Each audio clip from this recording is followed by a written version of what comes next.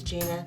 Today I am going to briefly show you what's in the Bargain Bead Box for February 2021, and I'm going to make several pieces with you.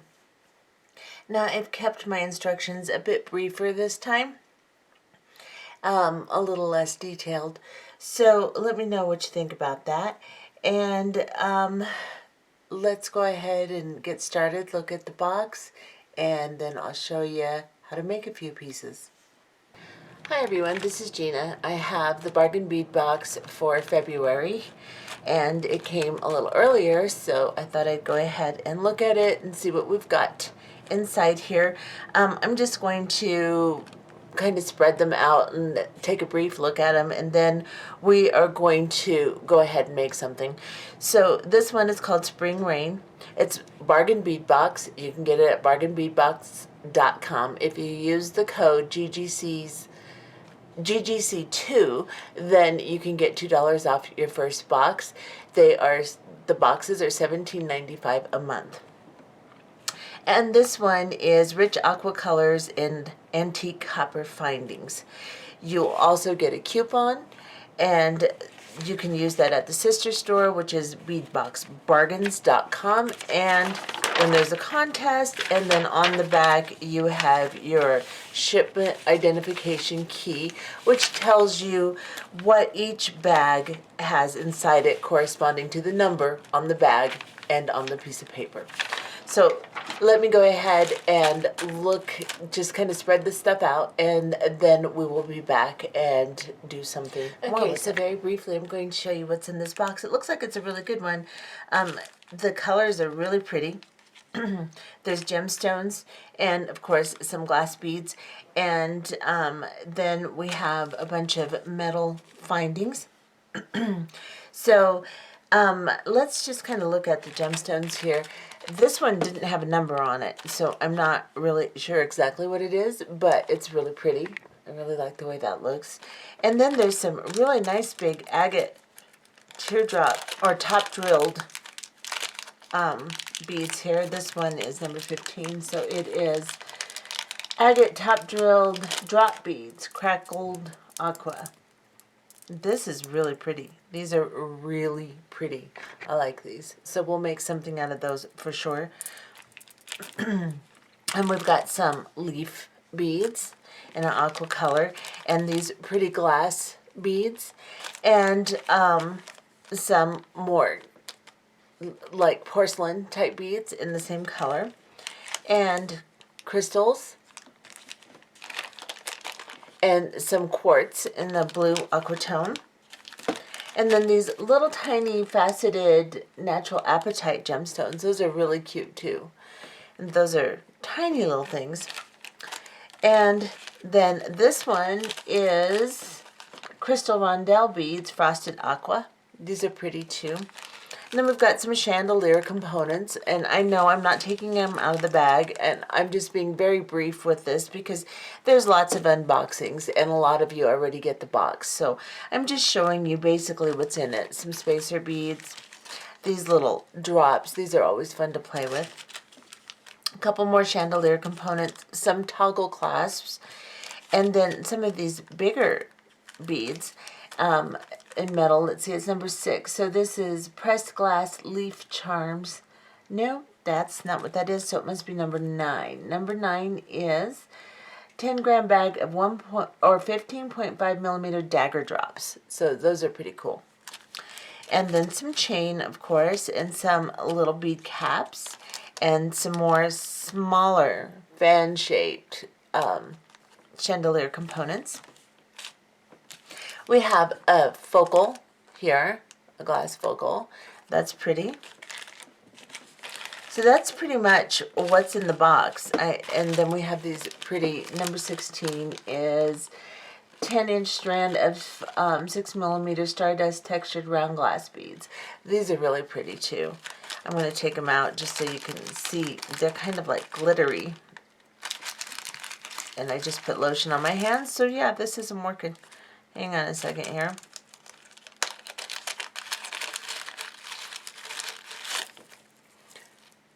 See how pretty those are? They're really pretty, and they're kind of glittery. Get even a little closer. So let me think about this for a few and we'll get started on a few tutorials.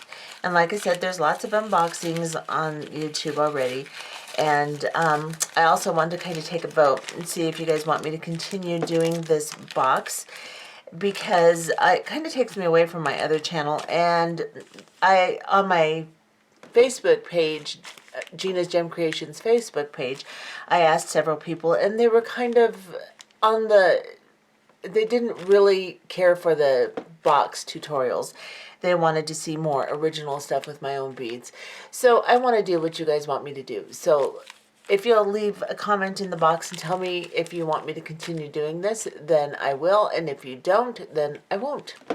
So let me figure out a few things. Okay, so for my first project with the February Bargain Bead Box, we're going to be doing a simple stringing project with the large agate beads that came, and the dagger, the copper dagger beads that came, and the little tiny agate, or not agate, excuse me, apatite beads that came in the box also.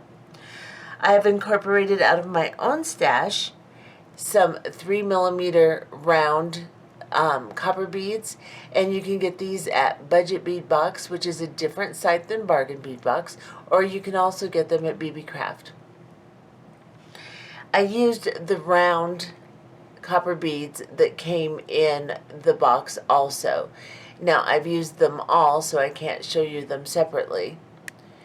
I am also using 7 Beadalon. This is a bronze color because it's the closest I had to a copper tone, and it's blending in pretty well, so it's working out well. This is a small diameter. It's 0.15 inches or 0.38 millimeters. It's just a fine beading wire. Because these apatite beads are so small, you need a fine wire to string them on. I have gone ahead and strung this, but I'm going to show you what sequence I strung it in. I did it off camera because of the fact that these these apatite beads are so tiny that it takes me forever to string them because I can't see the hole very well. It's just it took me a long time to string this necklace because of these little tiny guys. And I didn't want you guys to watch me painstakingly pick those up individually. So I'm going to show you exactly how I'm going to end this necklace, and I'm going to show you the sequence that I put on this necklace. I am going to get really close so you can see exactly what it looks like. Now, I started from the center, so I cut 22 inches of my beading wire. And then I just drug my first dagger bead to the center, and then I started stringing outwards.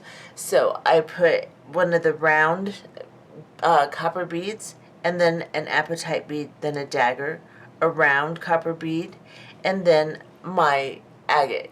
And I repeated that all the way until I was past the large daggers here, the large agate beads.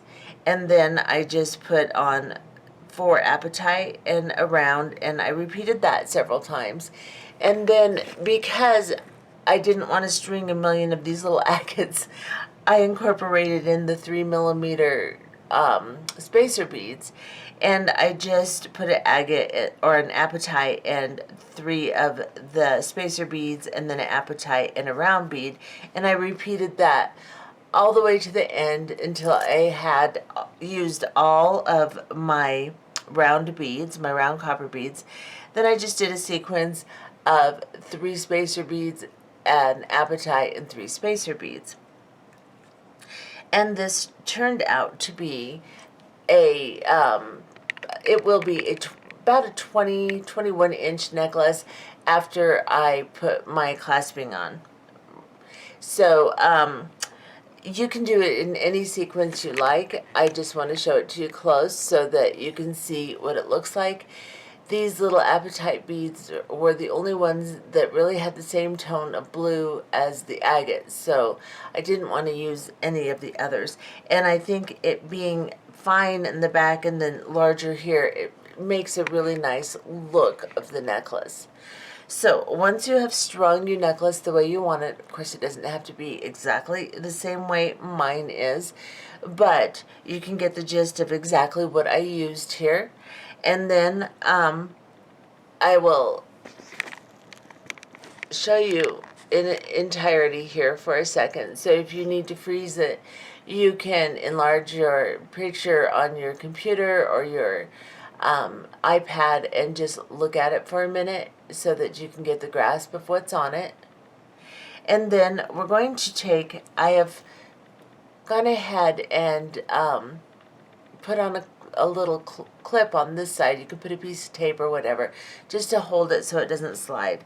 I'm going to make sure these beads are tucked down tight on this end, and then I'm going to pick up one of my crimp tubes, and this is a size 2, and these are very small. This is a very small wire, so I have to make sure that I crimp this well. I'm going to get my regular crimping tool. That's a micro crimper. Sorry about that. So I'm just going to get a regular crimping tool, and I am going to slide on my crimp tube. Then I'm going to slide on my clasp end, and then I'm going to bring this wire down into the crimp tube and maybe a couple of these spacer beads here. See if I can get it in. These spacer beads have a little edge on them. Sometimes it can be kind of hard to thread through. So I went through one. You don't have to go through any if you don't want to, but... So let me get you close. So I just brought my wire around my clasp into the crimp tube, into one of the beads. You want to leave a fairly decent loop so that your clasp will move around. And try to put your wires parallel to each other the best you can so that they're not crossed inside. And then grab your crimping tool and line it up on the second divot closest to the handle, and then you're going to squeeze.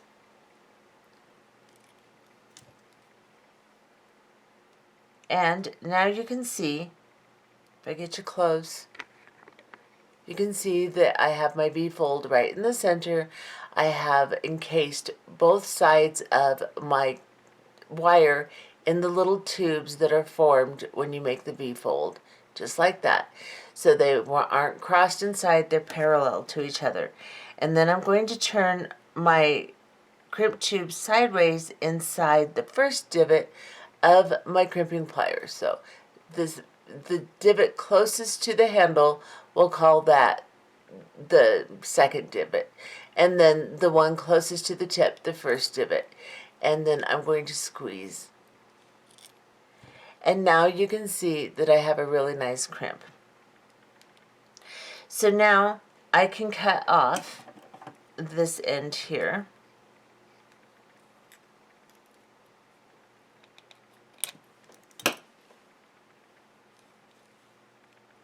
And I have my clasp on my necklace.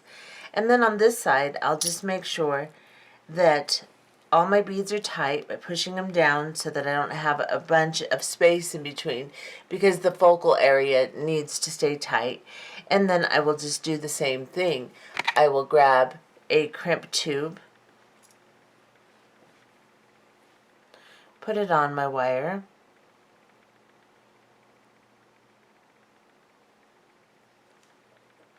grab the clasp, drop it down, and then I will again pass through a couple of beads on this side if I can.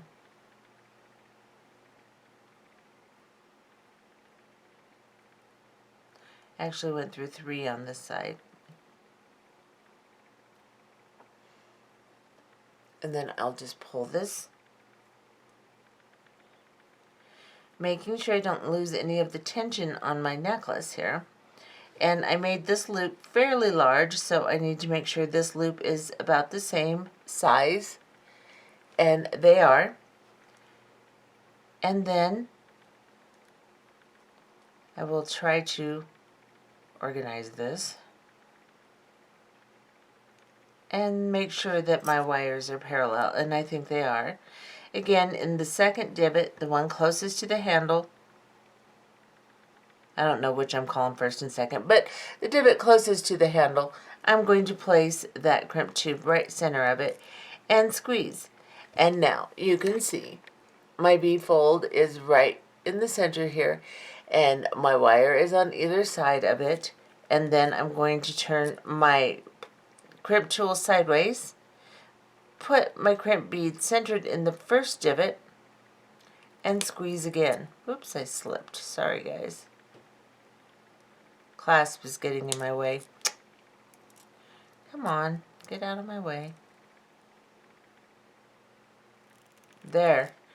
Finally. And then I can just cut this off.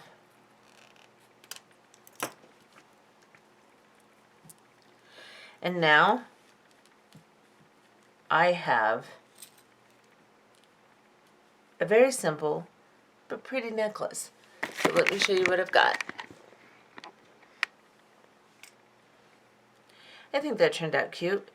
And a lot of people really like these dagger, gemstone dagger type necklaces. I've made several of them in the past, and they always sell. People really like them.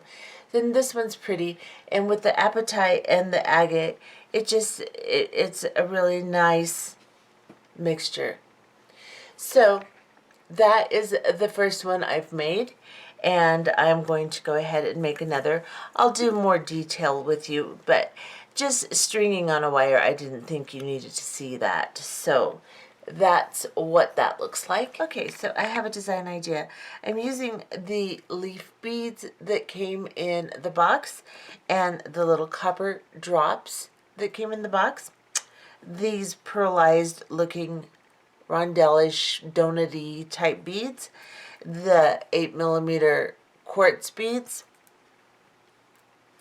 and then I am also going to use some of my own little bumpy spacer beads. This is an antique copper tone, of course, and it's just a little bumpy, it's like a 3x4mm spacer bead. It's kind of a rondelle shape. You can use any spacer bead you want. It'll work fine. Just get a nice little copper colored spacer bead. Even these maybe a little bit bigger, maybe a 4mm or something like that. But just find a little spacer bead. You could use a pearl. You could use whatever you want. And then you're going to need 10 6mm jump rings. I've cut 24 inches of the 7 beadalon again in this bronze copper, or this bronze color. And I have a size 2 crimp bead. What I'm doing is I am opening up the jump rings from side to side like this, and then just dropping on a leaf bead. Then I hold on to it with my pliers still, and I drop on 2 of, or actually you can drop on 4. I was dropping 2 on one side and 2 on the other side, but it doesn't matter because you can rotate them around. So just drop on 4 of your little copper drops.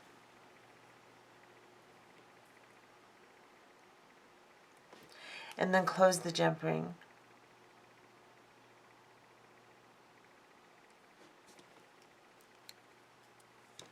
And this is what you should have, a jump ring with these little drops on it. Now, we are going to do some stringing, and I'm just going to kind of make this up as I go. So I'm just going to take my piece of wire here, try to straighten it out a little bit. It's going to curl the entire time I do this and drive us crazy, but that's all right. So I am going to pick up my piece of wire, and I'm going to drop one of these leaf beads on it and center it. Doesn't have to be perfectly centered. I'm just going to drop it down there. And then I am going to move this stuff out of the way. I'm going to kind of push it to where two beads or two of the drops are on one side of the leaf and two are on the other. And then, and it's not going to stay, so it doesn't really matter. They're going to move around. Then I'm going to put on, let's see, I think I'll put on a copper spacer bead on either side. You can lay it out, your design out on a beadboard too, and just start stringing it from one side to the other. Might be easier, but because I'm not laying out my design, I'm starting from the center. That way I know that each side will be symmetrical. And I'm going to pick up on each side of my wire, I'm going to pick up these pearlized looking beads, two of them. And then I think I'll pick up a quartz on either side.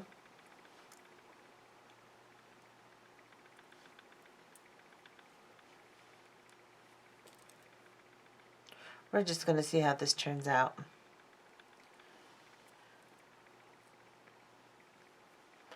And then I'll pick up a pearlized one.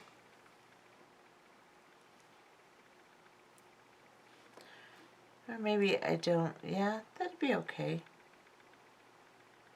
Yeah, and then I'm going to pick up,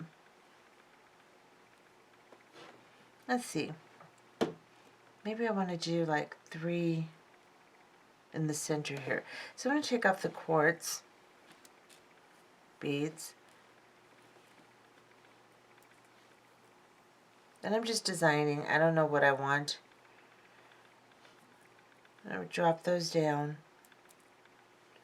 and then I'm going to pick up another of my copper beads and a leaf and a copper bead on this side, and then I'm going to pick up, so I'm doing this all on the right side of my cording or of my wire, and then I'm going to do the same thing on this side. I'm going to pick up a copper bead, one of my leaf beads, a copper bead, and then one of these here.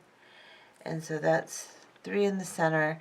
Let's see, we have 10 beads, so if I put 3 in the center, and then I drop down a quartz bead on either side,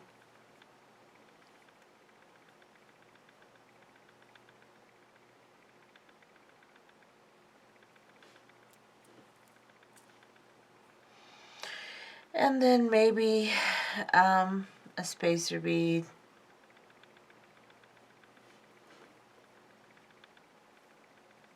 and then a leaf. Well, let's see, I want another spacer, I want another one of these pearlized one here, and then this one. Nope, nope, not that one. I want a copper bead first. We're going to see what this looks like, guys. This may be horrible. We're going to find out. Of course, if it's horrible, I'll take it apart and you guys will never see it anyway. But we're going to find out. And it'll be back to the drawing board. For sure, for sure. Okay, so 3, 4, 5 on this side. So I'm going to drop another copper.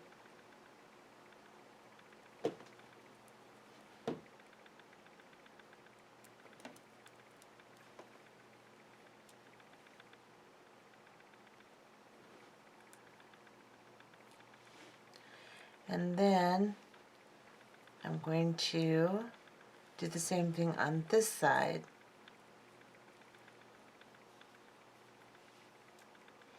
So I'm going to continue doing this, and then I'll come back and show you exactly what I have strung, because I don't think you would probably want to sit here and watch me string these, and I'll show you exactly what I have strung. Okay, so I'm going to show you what I decided to do. I went ahead and strung, like I was showing you. I put 4 of the leaves in the middle because we have 10. So I centered them in the middle, and with a spacer bead and then the pearlized beads in between. And then I put a large quartz bead on either side of the 4 after my sequence of beads in the middle here, and then another of the pearlized beads, and then I put 3 of the leaf with, of course, the pearlized spacers, spacer, pearlized, spacer, spacer, pearlized, and then I did another sequence with the pearlized quartz, pearlized, and then 2 of my spacer beads. And then I've decided that I was going to string the entire length, but I decided that I don't want to do that. I have this large Rolo chain. Now the chain that came in the box is really tiny. So if you want to use it, of course you can. I would just double it. I would put a small jump ring through it and connect it the way I'm going to show you to connect it, or just wrap it around like this. Cut what you need, wrap it around, and then put your crimp bead on here. And then on the end, connect it with the jump bead, connect the links with the jump ring, and then put your clasp on. And that will look cute too with the double chain. But I wanted a little larger presence, and I happen to have this Rolo chain that is finished on either end, because it was a longer chain that I cut the middle out of. So I have the ends already finished, and this is going to make a little larger presence on my necklace. So if you have a bigger chain, use it. If you don't, use the chain that came in the box and just double it or triple it, and you should be able to get basically the same effect. Now I've scooted this down on my piece of wire because I cut a really long piece of wire because I was going to string this. So I'm going to scoot it down to where I just have a few inches on either side, probably 3 inches on either side. And I'm going to cut it so I can reserve the rest of it for maybe a bracelet or something. So let's see, enough for me to crimp on either side. I like to leave more than I need because it's just easier to work with. So I've cut this down like this, and now I can just preserve my extra for a bracelet or something. And then I'm going to grab a crimp bead,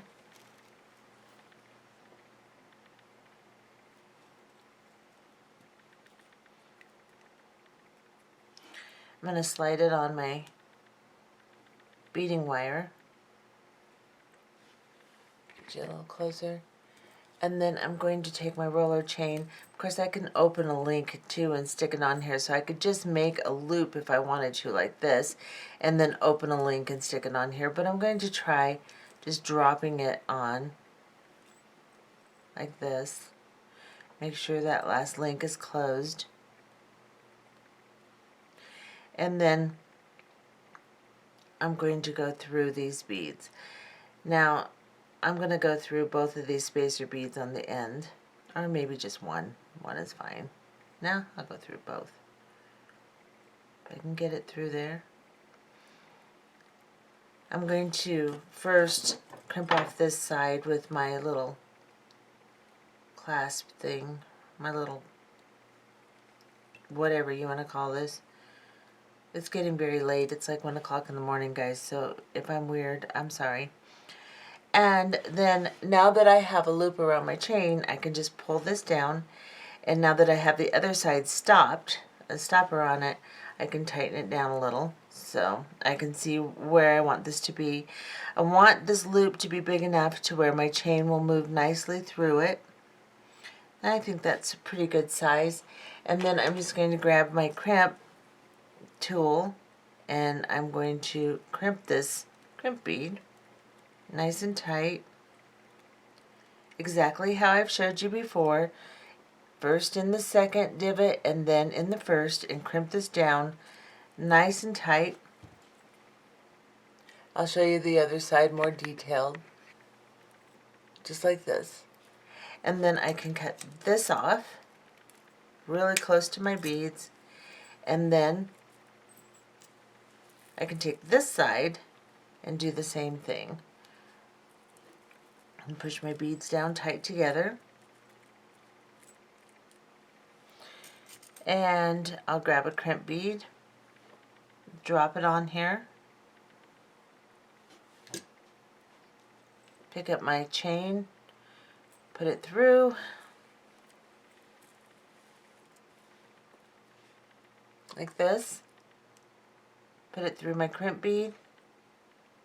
And like I said, if you have just your small chain, you can just double it like this, and then you could put a small jump ring through two of them and connect your clasp.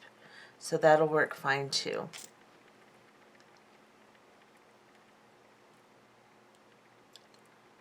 Let me push this through.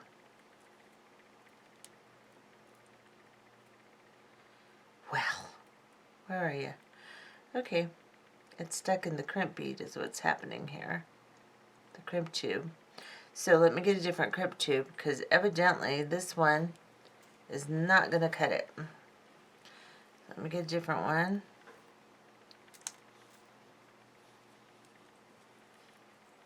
And pick it back up.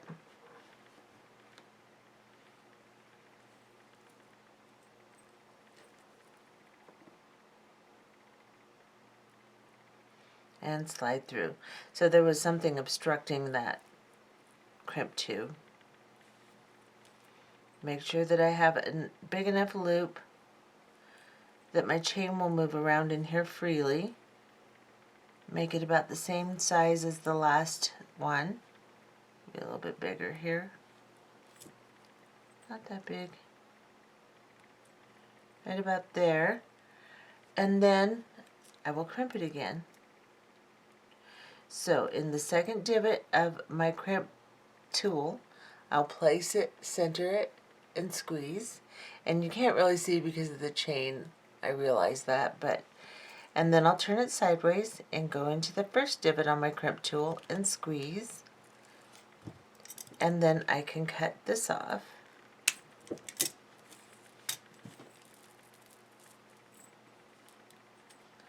Make sure that's going to hang correctly.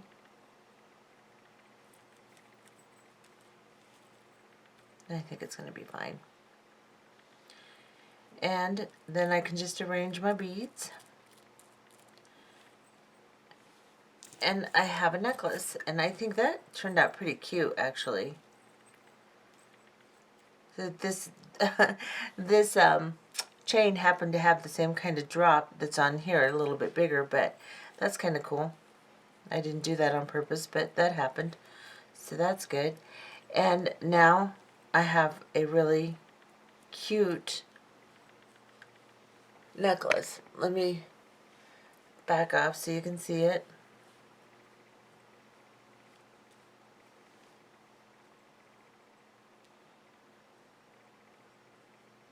And that's what that looks like.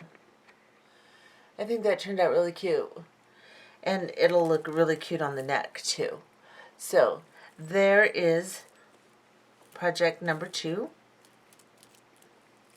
And I think I'll make a bracelet to match this.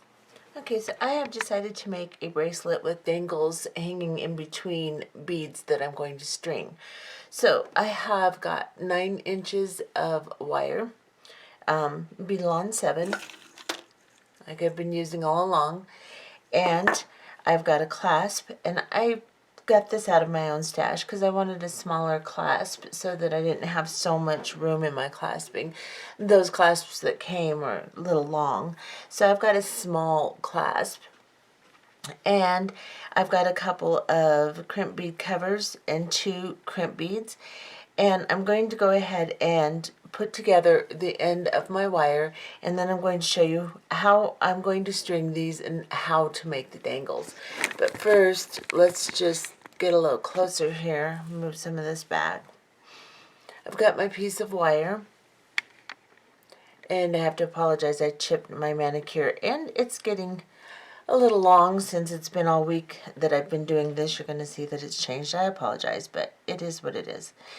There's my crimp bead. I'm going to pick it up. This is a Beadalon size 2, and I am going to put it on the wire, and then I'm going to put my clasp band on, and then I'm going to bring the wire back through the crimp bead. My wire is a little resistant, and just give me a second here. Come on, go through there. Okay, and then I'll pull the long wire so that I don't get a whole bunch on the other end, on the tail end, and waste a lot of wire. But we have cut enough to where we should have quite a bit to work with.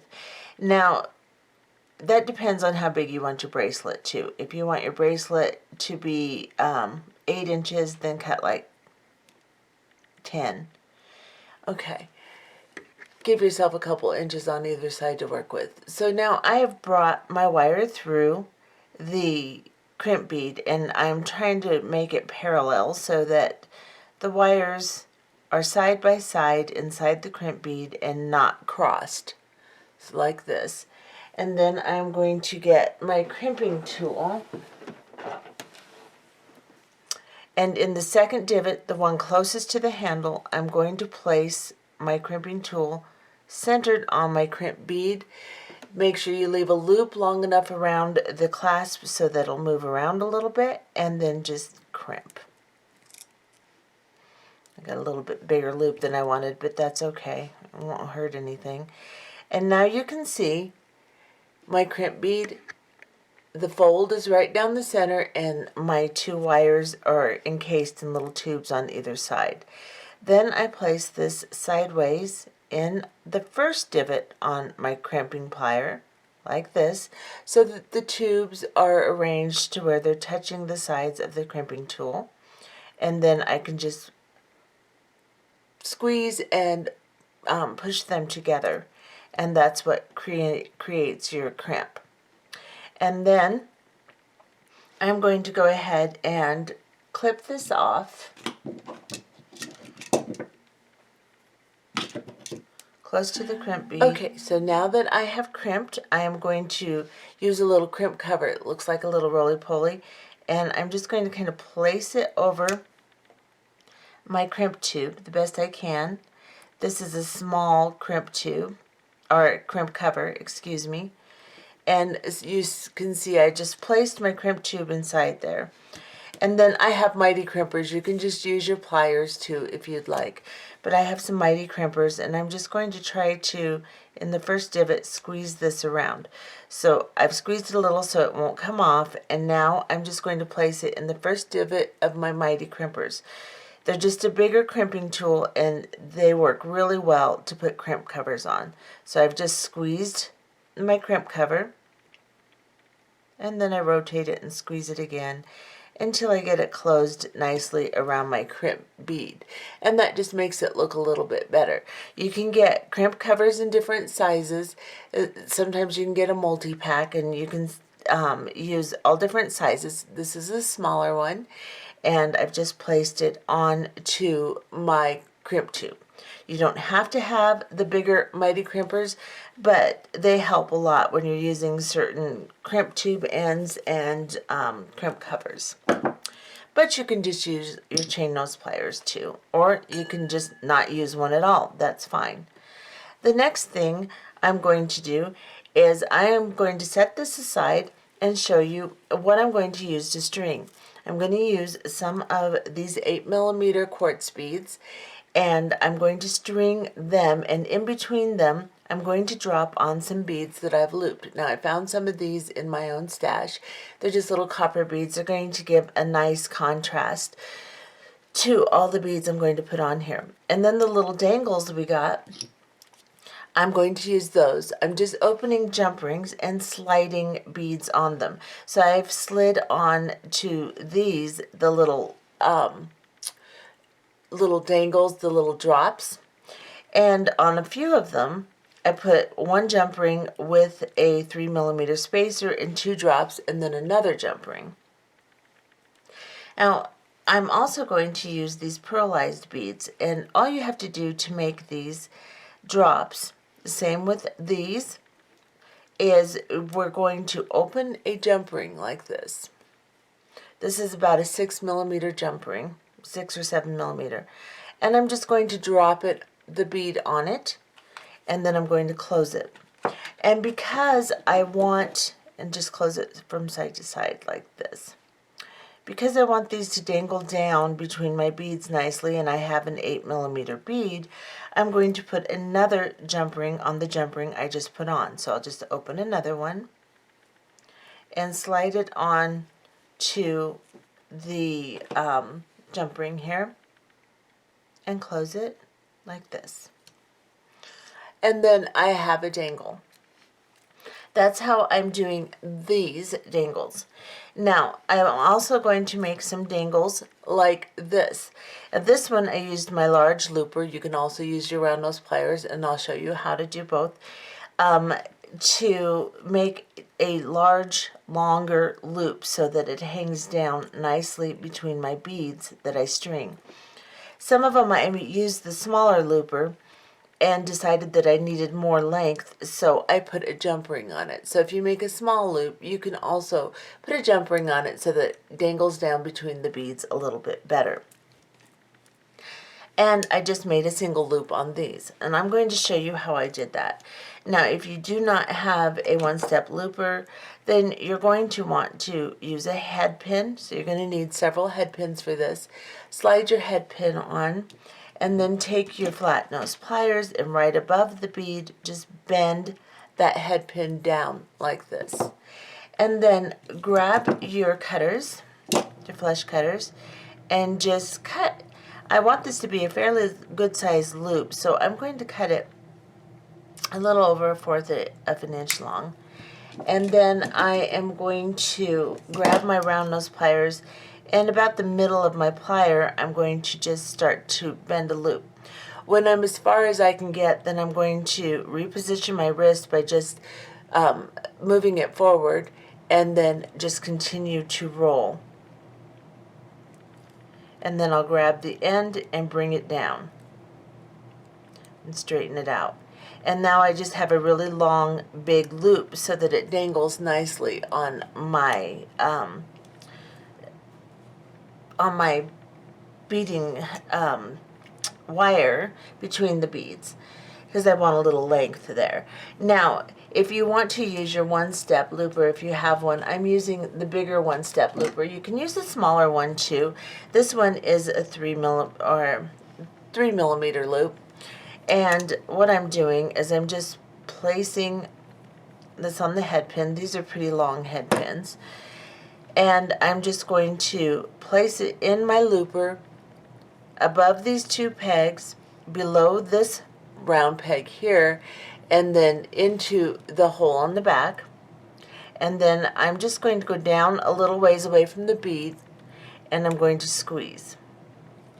Now, because the bead is wide and I don't want it to be that far away, it leaves my loop a little bit open, a lot of it open actually. So I just grab my flat nose pliers and bring it down like this. Make sure that you wiggle and close them tightly. You can even overlap it a little bit. You just want to make sure it's not going to fall off your beading wire. Now, if you have a smaller looper, you do the same process, but then you'll just hook a jump ring on that small loop so that you have enough room for it to dangle. That'll also, you can do both like I have. It'll give different lengths on the beading wire so that your dangles hang a little bit differently. So I've just made a whole bunch of the little pearlized ones with double jump rings. Then I used the drops and put them on. I also dropped a spacer bead on a couple of them. I used these little copper beads, and I've made some of the 8mm beads here also. And I'm just going to first start by sliding a spacer bead on my beading wire like this, right next to my prepared crimp bead here. And then I'm going to drop one of my bigger 8mm beads on. Now you can make this as full or as sparse as you'd like, so you can make as many dangles or as few dangles as you want. I'm going to put like 3 dangles in between each bead I string. So I'm going to string a bead, and then I'm going to grab one of these pearlized ones, and I'm going to string it in the second jump ring. Make sure your jump rings are closed tight so that it doesn't fall off the wire. And then I'm going to take one of my dangles that I made with the 8mm bead, put it on. Well, maybe I'm going to use one of these little drops first, and then I'm going to grab this one and make sure it's closed tightly or it'll just fall off. So I'm kind of overlapping them a little bit, not a lot, and then I'm just going to drop that on. You can put as many as or as few as you'd like. I don't want them to push the beads too far apart, so I think 3 will be about right. And then I'm going to drop down my next bead, and as you can see, these beads will just dangle in between them.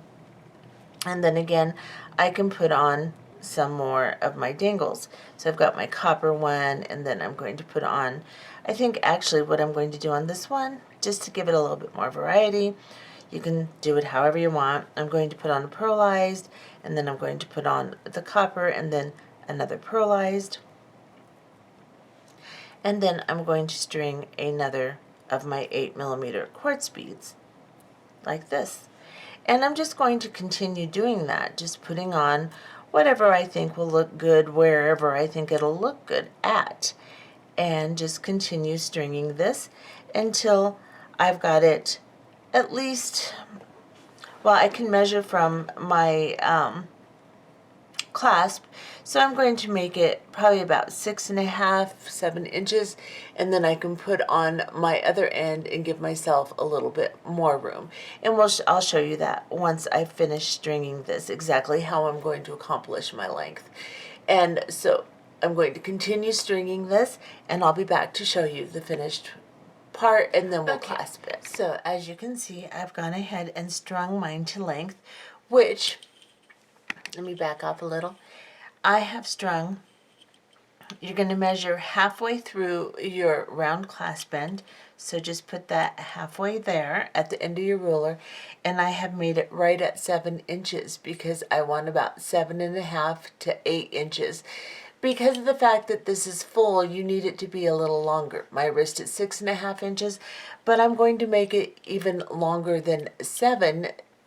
I'm going to make it closer to 8, simply because this is going to take up more room on my wrist because it's a full bracelet. So you can see I've strung it all up, and these will just move around and do different things as I wear it, and it'll just be really cute. So I've got my crimp tube, and I'm just going to put it on.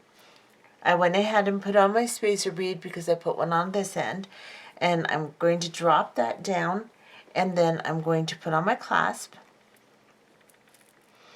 and then I'm going to draw this back through my crimp bead and my first spacer bead, and I'm just going to pull this down. Of course, you don't have to draw it through your spacer bead, but I find it easier. Plus, I find that it's not going to leave a little pokey on the end and get me when I'm wearing it. Now that I've drawn this through, I better bring this closer. So just bend it over, draw it through the crimp bead. I drew it through the first bead, and now I'm going to make sure that the loop around my clasp is about the same size as the loop around the clasp on this other side. It's a little bit bigger, so I'm going to pull it down a little more. I'm going to make sure that I don't have any slack in my stringing here because I want my beads to be pretty close together to hold my dangles nice and tight between. And then I am going to grab my crimping tool again, and it looks as if my wires are in there pretty parallel, so I'm just going to bring my crimping tool down and center it on my crimp tube and squeeze. And then I'm going to turn it over so you can see what it looks like. Oops, blur. So now I have encased both sides of the wire in little tubes, and the fold is in the center. Then I go to my first divot right here, and I place it sideways, and I squeeze those two tubes together. Now I have a nice crimp. And then I can just take this and cut the tail off. And then because the spacer bead it has a white hole, it wants to slide up over my crimp tube, which is going to make too much space. So I'm going to go ahead and put my crimp cover on. I'm going to do it the same way I did it before. I'm just going to slide it over my crimp tube and crimp it on there, and then I'll come back and show you the finished product. So as you can see, I went ahead and put my crimp cover on my crimp tube, and it's stopped that sliding around that was making extra gaps or looseness in my bracelet. So, and that's what it looks like, and it makes a pretty end. So now I'm going to show you what the bracelet looks like. That is what it looks like, and I'll go ahead and put it on my wrist. On the wrist. It's quite cute. So it'll just be kind of a dangly little fun type of bracelet, and it's got movement, makes noise, just cute little bracelet. So that's what that looks like. This is what the clasping looks like, and that's project number 3. Okay, so I've decided to make a tassel and use these components that came in the box, these 2 large porcelain beads, and I'm using the large copper daggers. I had 8 left, so I'm using 4 on each tassel. I'm using 2 of the bead caps that came for each tassel. And then I've gotten out of my own stash a closed jump ring. This is probably about an 8mm jump ring, and it's textured, so, and it's not open, it's closed. However, you can use a regular jump ring that's open if you want to. Just make sure you close it tightly to do this. Then I'm going to use some 11-0 seed beads from my own stash. These are a Toho 11-0 galvanized permanent finish copper. And then I'm going to use some of the 4mm, I think they're 4, of the frosted blue beads that came in the box. I'm also going to be using 8-pound fireline, a size 10 beading needle, and I've put about 2 feet of thread onto the beading needle here. Let me move some of this out of the way. We're going to start the tassel portion here with the jump ring first. So what you want to do is you want to grab your jump ring, put your thread through it, and tie a knot. So I'm just going to tie a overhand knot a couple of times. So I've got one tied around here, and then I'm just going to tie another.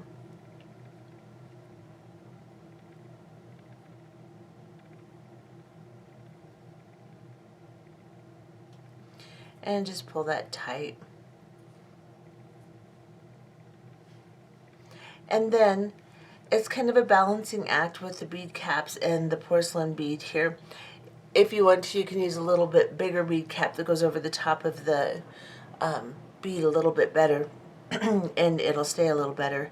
However, or you don't have to use a bead cap at all, it's up to you. I just kind of like the look. Excuse me, goodness. So I've got a bead cap here. I'm going to push it down onto my thread to the jump ring, and then I'm going to go through my porcelain bead here. And it won't line up perfectly at this point. Don't worry about it too much. Then I'm going to pick up another bead cap, and I'm going to bring it down to the porcelain bead here. Just like that. Now each of my tassels on here, the dangles, are a little bit different than the one before. I'm going to start with 8, I believe. Let me see. I think the longest one is 8. 1, 2, 3, 5, 6, 7, 8. Yes, I have 8, and then 6, 7, and 3. So Let's start with 8. We're first going to pick up 3 11-0 seed beads, and then we're going to pick up 8 of our frosted beads. That's 4.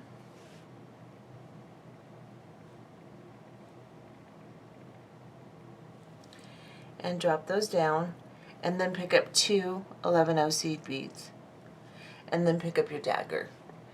Now go through your dagger, drop the seed beads and the dagger down, then pick up 2 of your 11-0 seed beads, 2 more, and then you're just going to avoid these 2 here, and you're going to go back up through all of the frosted beads. Now, because this is such a long path all the way up through here, I'm going to exit a little halfway up my frosted beads and pull this, and then I'm going to put my needle back in and go through the rest of the beads. So I'll go through all of the frosted beads that remain, and then the seed beads, the bead cap, the porcelain bead, and through the bead cap on top of it, like this. Now, this isn't going to be secure yet. It's going to move around and flop around, and that's okay. Now, go through the jump ring and back into the bead cap, back through the bead, and through the jump ring and through the bead cap on the bottom, like this. And as you tighten that, it'll kind of tighten everything and line everything up. You're going to have to move the bead caps around a couple of times because, like I said, they're just sitting on there. They don't really fit around the bead well. And then, now that I have one with 8 beads, I'm going to pick up one with 7 beads. I believe the next one's 7. Yes. So actually, yeah, we'll go ahead and do the 7. So I'm going to pick up 3 11-0 seed beads first, and then pick up 7 of my frosted beads.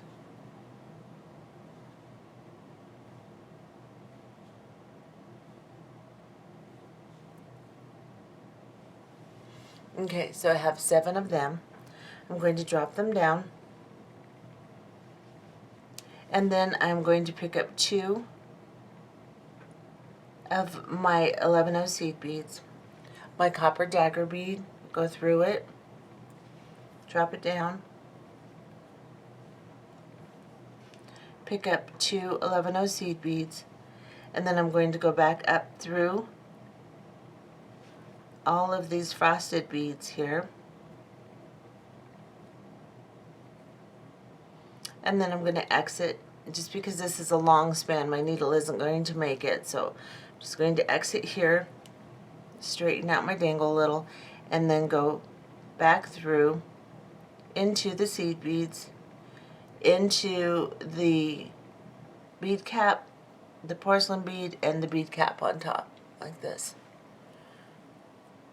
And then go around it. And then go back down through and into the bead cap on the bottom, and I'm going to make 2 more tassels. I'm going to make one with 6 beads and then one with 3 beads. I believe 1, 2, 3, 4, 5. Yes. So the same process. Go ahead and make one with 6 and then make one with 3, and we'll be back. Okay. So I've made my last 2 tassels. After making my last one with 3, I've come up through the bead cap and the porcelain bead and the bead cap, and now I'm going to go through my jump ring,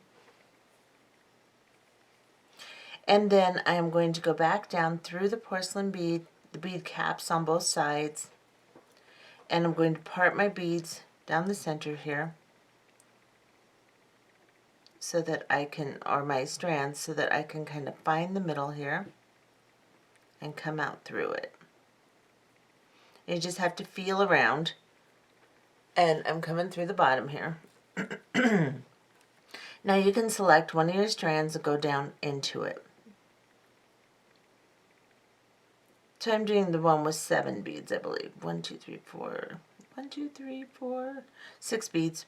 So I'm going to go down 3. And then I'm just going to put my needle behind where I'm coming out, the bead behind, so that I'm going to try to make a knot between the beads here. So you can see how I'm forming a circle here, and I'm going to go through it, and I'm going to bring my thread around and pull a knot down on that thread between the beads, just like that. And then I'm going to go down into the 3 beads underneath the 3 beads that I've just tied my knot between, and then I'm going to pull out of the bottom here, and I'm going to go into these 3 here on the bottom.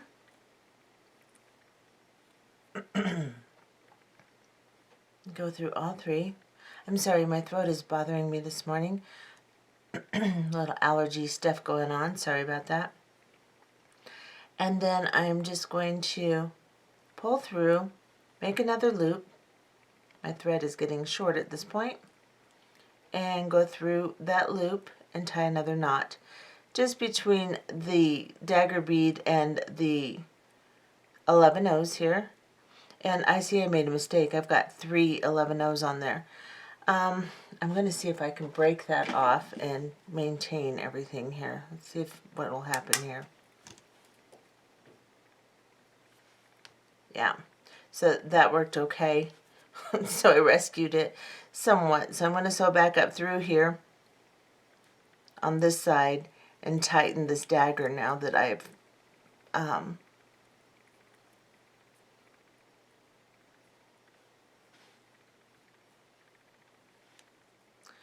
now I can just cut off my thread. That actually doesn't have too much slack. If it had a lot of slack, I would go up through and tie it up here to make sure that my tassel stayed okay, but it seems to be okay. So I'm going to get my scissors and cut this thread, or you can get your thread burner. Doesn't matter. And I've cut that off pretty close. I can still get my lighter and burn a little bit of that down, or maybe I'll just leave it alone. And that's pretty close to my beads. And then I'm going to cut this one on the top down, but I'm going to leave a little tag here of thread so that I can burn that down, and that'll make another little blob to kind of secure my knot there, just like that. And I do see that little piece of thread, so I'm going to try to burn it down a little bit. Yeah, that worked. Okay. Let's see what I've got here. Arrange it. And now I have 2 pretty little tassels like this. Now what I'm going to do when I make my necklace and I attach my components, I'm going to attach one to where it's the wider part of the shape here is at the bottom, and then I'm going to put the pointy part at the top on this one. So I've attached a small jump ring to the big jump ring and then to the round loop on here. On this one, I'm going to take my small jump ring. You can use any size you want. I just think a smaller one looks a little better on this. And I'm going to open this jump ring. I'm going to put it on this bigger jump ring and then put it on the pointy part of the component. And these are double-sided components, which is nice, so we don't have to worry about it flipping or doing anything weird. And that's what I have so far. Now I've decided to attach my closed jump rings with open small jump rings, and so that I want these to hang somewhat like this. Now, I haven't designed the rest of the necklace yet. I'm not sure exactly how I'm going to do this, so I will come back and show you. But at this point, I'm going to show you what else I want to do here. I've got the agate beads, I think they're agate, crackle agate or something, that came in the box. There was a short strand with all these different colors of blues. And what I've done is I've just used head pins, and I've made double loops on either side of them.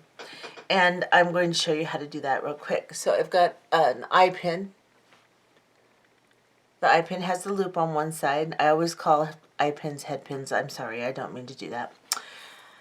But I've got this eye pin. I am going to then take it, and I'm going to take my flat nose pliers, and I'm going to bend this eye pin right at the top of the bead here. Bend it right over the top like this. I'm going to cut it down to about 1/4 of an inch here.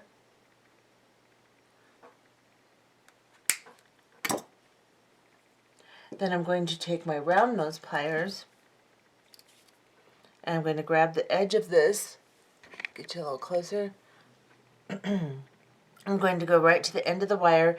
I'm just a little ways down on my plier because I don't want this to be a huge loop. And I'm going to start to turn. Once I've turned it as far as I can turn it, I'm going to bring my wrist back around and then continue turning it, take my pliers out, and finish the loop.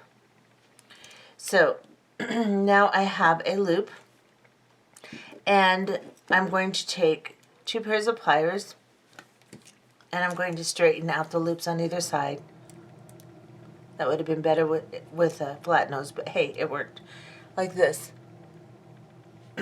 And I'm just going to continue making loops on all of the beads that came. I'll show you how many I use to do this necklace. I've also gotten out one of my own beads from the stash. The colors that came in this didn't really match the porcelain much. This is as close as I could come in my own stash. It's kind of I think it's a howlite and blue turquoise color. And these are 8mm, I believe. And I'm just making loops exactly the same way with those so that I have more beads to work with. I've also got some of these pumpkin type copper beads, and I'm not sure if I'll string something or if I will make loops with those too. But those are the beads that I intend to use. And I'm just going to kind of play with it a little bit, and I'll come back and show you what we're going to do to put this together. Okay, so I have decided vaguely what I want to do here. So I'm going to use one of the clasps that came in the box. And the reason that I want this clasp in particular is because it's got this bar here, and I can use it as a spacer for my 2 dangles. This will be a necklace that will clasp in the front, and the dangles will hang in the front from the clasp. So what I've done first, on one dangle, I put a small jump ring, a 4mm, and then an 8mm closed jump ring. And I continued until I had 5, or actually 1, 2, 3, 5 of the larger jump rings, and they're connected by the smaller jump rings in between. And then I have 2 small 4mm jump rings on the end here. I'm going to show you on this one. So if you do not have a textured closed jump ring like I'm using, don't worry, just use a regular jump ring. Just use 2 sizes of regular jump rings, and you can do the same thing. It will be just as pretty. I just happen to have these textured closed jump rings. If you want some of these, check with Agate Bead Box. Perhaps Shirley has some. I bought these years ago online, eBay or something, so I can't tell you where to get them.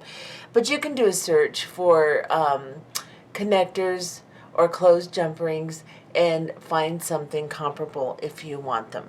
This is an 8mm and then connected by 4mm. So what I'm going to do now is I connected this one on the pointy part. This one I'm going to connect to the loop. So what I'm going to do is I'm going to take a jump ring and open it, and I'm just going to grab an 8mm jump ring, and then I'm going to put this on my component, and then I'm going to close it. Get you closer.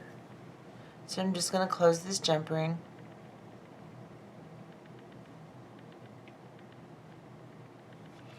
And then I'm going to continue doing that. I've got another open jump ring right here, and I've connected the other 2. So what I'm going to do is I'm going to put 3 larger jump rings on this one, with the small jump rings in between, and then 2 4mm jump rings on the very last one. So I'm going to go ahead and connect this to this one.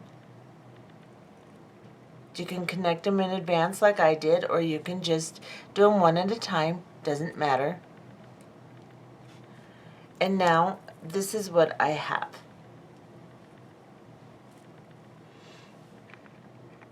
So now I'm going to connect my 2 4mm jump rings on either side here. I'm going to connect the last one to this side of the clasp on the side past this twisted looking, or this wrapped looking area here. That's going to hold my components apart. It's going to be my spacer. So I'll put one on this side and one on this side. And that's why I'm using the small jump rings also. You can use a 3mm or a 4mm.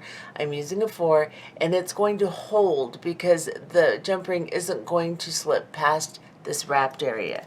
So I'm going to go ahead and open this one here and slide it onto my clasp. You have to open them pretty wide for this because it's a pretty wide piece of metal that you're going around. And then I'm just going to close that jump ring on this side. And then I'm going to open this jump ring and do the same thing on the opposite side. So let me find my opening here. And I'll just open this, slide it on. Now I know Shirley at Budget Bead Box has a bunch of jump rings and such, so you want to check with her. She can give you a package of multiple sizes or whatever, and you can do this. Like I said, it'll be just as pretty with a regular jump ring. Doesn't have to be a textured. Now you can see this is how my component's going to lay. And even though it'll kind of go this way, once I get my necklace part going, it'll still hang really pretty. Like this. So now I need to make a necklace portion. I'll connect components together. I'm going to use the components that I showed you. I decided not to use the copper ones. I'm just going to use the turquoise and the beads that came in the box. And I've just made a bunch, and I'll tell you how much you need. If we don't have enough, we can always add more of something else. And I'll tell you how many I use once I get this together. But I'm just going to show you how I'm going to start connecting. Now, because I'm using a closed jump ring, I have to open the components on, or the loops on my beads here on either side. If you're going to use a regular jump ring, you can just open a jump ring and slip it on between the two, and it'll be easier. But I'm going to have to open every component for what I'm doing. I'm going to start, I think, with one of my bigger beads here that I've made my loops. And I'm just going to grab the side of my loop here, and I'm going to open it. Then I'm going to slip on a jump ring, and I'm going to close it. Okay, sure I am. Just like that. And I think I'm going to start with, I think I'll put a 4mm jump ring to connect it to it. So I've got my big jump ring, I've got a small jump ring. You could use one of your components to open it and slip it on there, but I think I'm going to do it like this.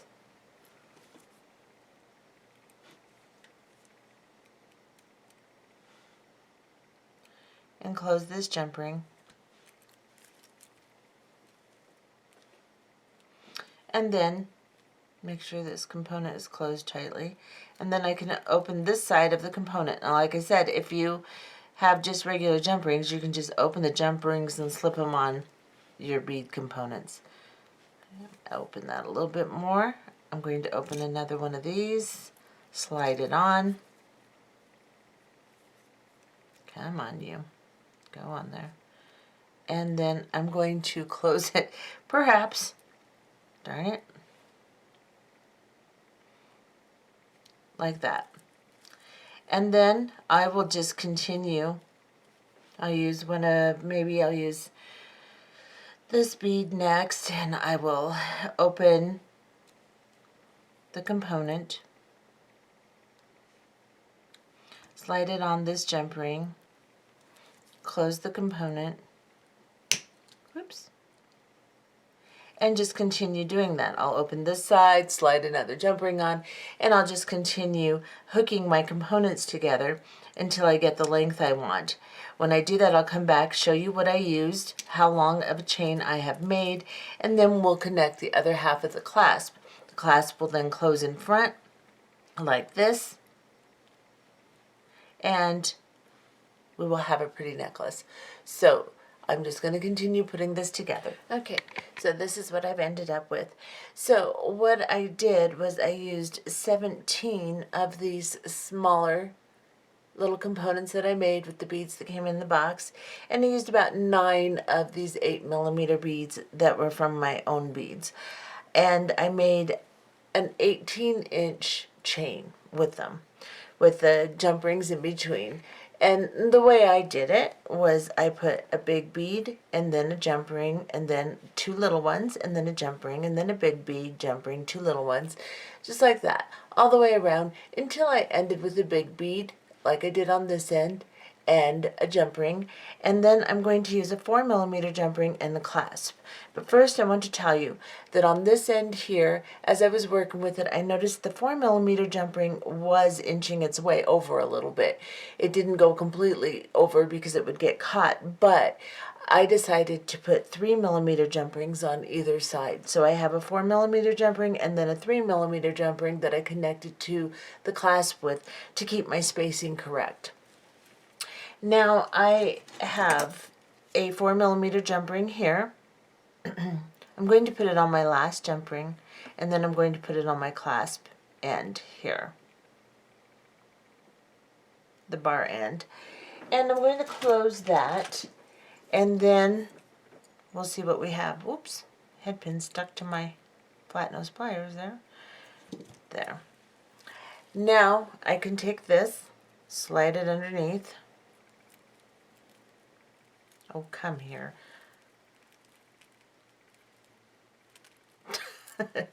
Isn't that hard? I promise. Alright, so we're going to slide this under there. And because my camera doesn't zoom out totally, I'm going to try to get this all in the picture here. Let's see what I can come up with here. Maybe I'll put it sideways. Let me get out a frame here, or out further, and arrange everything so it's pretty.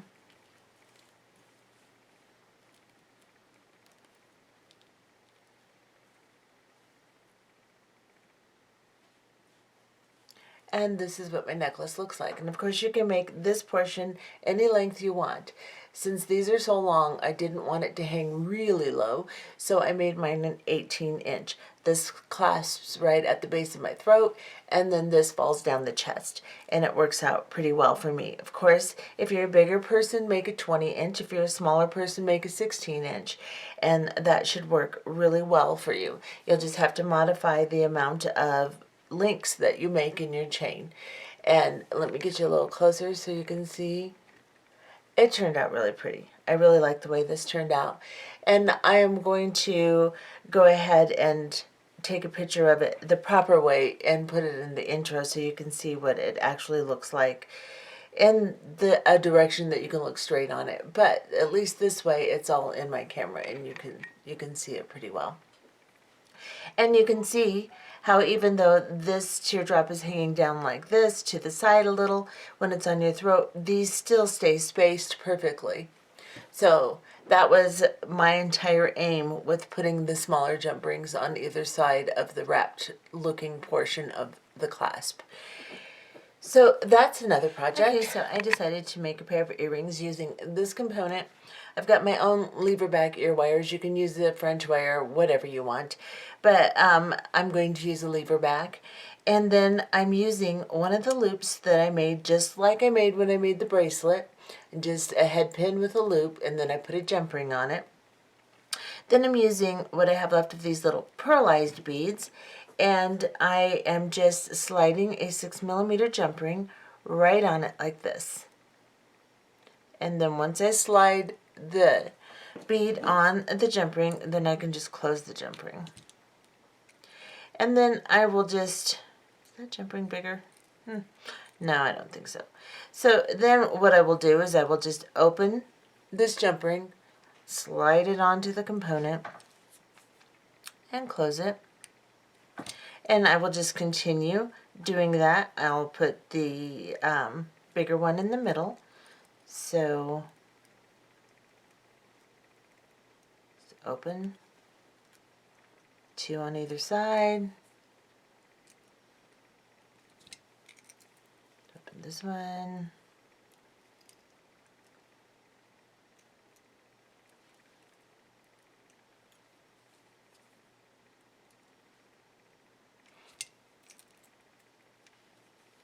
And then I'll put these 2 on this side. And then I'll slide on my ear wire. So what I'll do is I'll just open this ear wire. Now, lever backs also have an opening, just like a French wire does. So it's right here in the front because the skinny part is the front of the ear wire. So I'll just open this like this. Slide this on and then close it. Just like that. And then I'll go ahead and put on my other 2. I'll just do it on camera since it only takes a second anyway.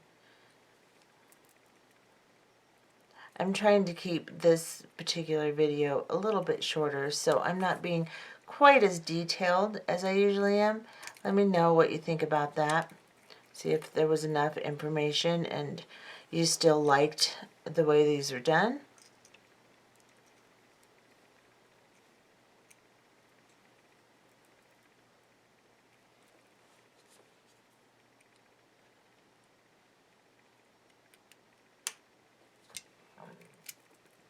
And now I have a pretty pair of earrings, and that will match my little bracelet necklace set with the leaves. That'd be really cute. Now, I thought that I was going to make something with this component here, but you can see I broke it. I was starting to wrap a bail for it, and I broke it. So we're not going to make anything with that. And we still have, I thought there was 4 of these, and I seem to only have 3. We could make the exact same thing with a chain on it to match these earrings also. So you could do the exact same thing. There may have been 4, and I just misplaced one under my bead mat or something. But, like I said, if there are only 3, this would make a cute set with just the same decoration and a chain on it. So you could do that also.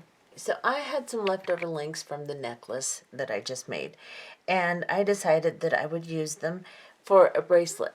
So I've laid these out, and I'll get you close so you can kind of see what I did. I used the 8mm closed jump rings, and I attached them to the components with 4mm regular open jump rings all the way between each one here. So you can see that. And I just kind of laid it out in a design so that my colors, my bright or my blue color was kind of, you know, spread out through the bracelet. So what you do is you just lay it out. You can lay it out on your bead board. You can lay it out on a bracelet board. You can lay it out on your desk like I have and use a ruler. Now I have made these, when you stretch them out, they're real close to 6 inches. Once I put on the ends, we're using these 2 little fanned components. Once we put those on and the toggle, it should give me the rest of the length I need. So you'll lay yours out to the length that you need, about an 1.5 inches short of the length that you want, and then we're going to connect them all. So I have put on mine to even out each one if my design wasn't quite perfect. On this one, I just put 3mm jump rings on either side of the large 8mm. On this one, I put a 3mm on either side of the link here. And then on this one, to make more length, I put on a 4mm jump ring and a 3mm jump ring. I'm going to attach all these 3mm jump rings to the components. So I'm going to open up this jump ring, and I am going to attach the middle one first, so it's easier to count on here. So I'm going to count over 5 of these little loops that are on here. So you can see all these little loops. I'm going to count over 5. 1, 2, 3, 4, 5. And I'm going to go into that one. So there should be 4 loops on either side of this 5th one. So this is the very center loop. And then I'm just going to close it.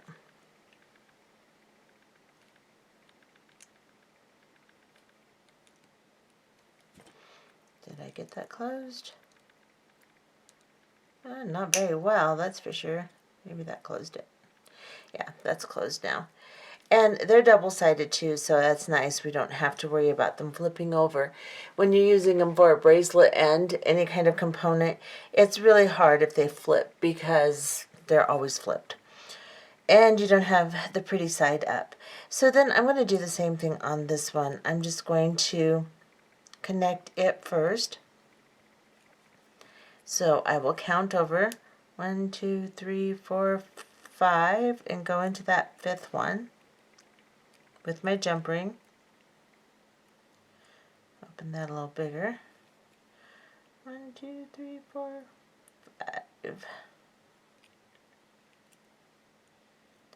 Close my jump ring. And then I'm going to go ahead and connect this one to this side on the very end, and then this one to this side on the very end. And if you wanted to, you could always put a piece of chain into the ones that are left over, but I'm just going to do it like this. I don't think it needs anything more than that. I'm going to go ahead and connect my jump rings to the very ends of the components, and I'll be back. Okay, so I have attached both ends now, and when you put these on, your chains may stretch out a little, and you'll find that you have a little bit of a discrepancy in lengths. So what I did was I just adjusted the way that I attached my last ones. So instead of 2 jump rings on this one, I put 1 3mm on either side. I took the jump rings off of this one and put the loop on the component, on the bead, directly into the component. And then on this one, I had to put 2 4mm jump rings on here instead of 3mm. So I just adjusted it until I could get them to where they're laying pretty much the same length all the way around. And then once I did that, then I've just decided that I'm going to go ahead and take a 4mm jump ring, and I'm just going to put it on my clasp, and I'm going to put it on this side. And then on the other side, because this is so wide, I think I may need 2 jump rings. We'll see. If you have a really wide end on the straight end of a toggle, sometimes it won't pass through the circle end, and this is a small toggle. So we're going to see, did I get that closed? No, of course not.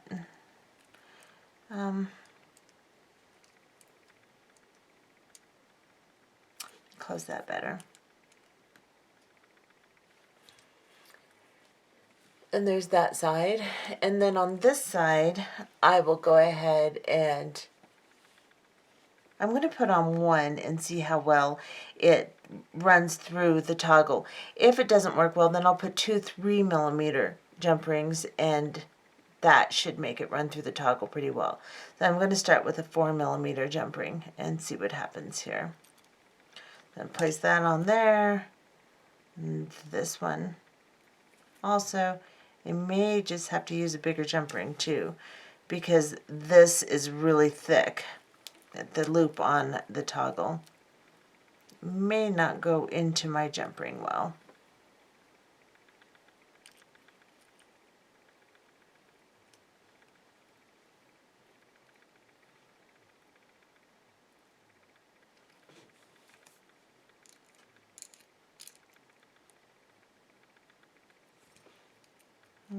Come on, close.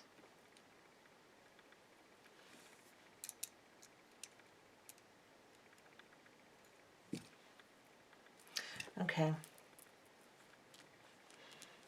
So now I've attached both ends, and I'm going to see how it works. Okay, so I have decided it does not run through the round end of the toggle easy enough for me to handle it as I'm trying to put it on myself. So I'm going to put another jump ring on.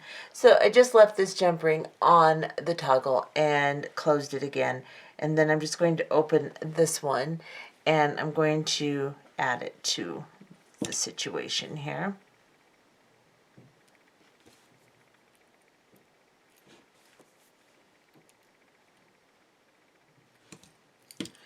And then that should make it easier for me to handle. Okay, finally got it. So this is what it looks like. This is the clasping. And see how nicely this lays on my wrist. It's not big and bulky. And then I have a nice 3-strand bracelet here. Very nice. And that's another project for you.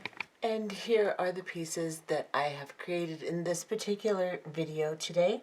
And there will probably be a part 2. I still have a whole lot of stuff left from this box. And I wanted to use the crystal briolets and the round crystals. And there's just a few more things. So I'll probably design at least one more necklace with the briolets and the crystals. I still have a couple components left too. So you'll probably see one more video coming your way. But anyway, that's what we've made today. I hope you've enjoyed it. See you later. Bye-bye.